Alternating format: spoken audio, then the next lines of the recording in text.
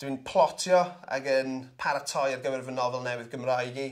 Byddai'n dechrau ysgrifennu yn mis Medi ar ôl i fy merch hennau i fynd i'r ysgol yn llawn amser, rhoi bach mwy amser i fi i ysgrifennu. Heb weid gormod am hynny, achos dim ond wrth ystwythau dechreuais i feddwl am y peth yn iawn, ond mae'n mynd i fod yn nofel o'r enw Cowbois am adeiladwyr sydd ddim yn rhy dda ar eu swydd nhw. Ond ie, manylion i ddilyn.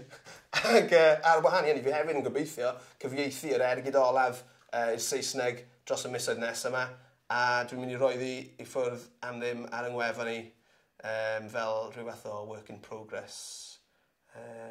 So ie, digon i wneud.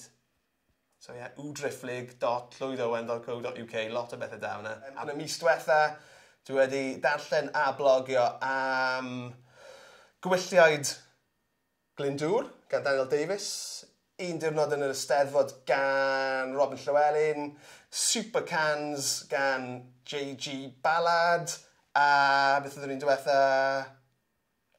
Diary gan Chuck Palihanouk. So nawr dwi'n treial wneud, so gallwch chi fynd eto mynd draw i'r wefan i weld be dwi'n darllen. Ond na i darllen unrhyw beth, dwi'n hoffi darllen am hanes, am wleidyddiaeth, wrth gwrs nofelau. John Pilger yn rhan ganolog o'r pethau dwi'n darllen. Dwi'n prynu lot o records mewn siop elusen a dwi'n blogio amdano nhw bob mis hefyd, so os chi'n hoffi cerddoriaeth sili, dewch draw i weld.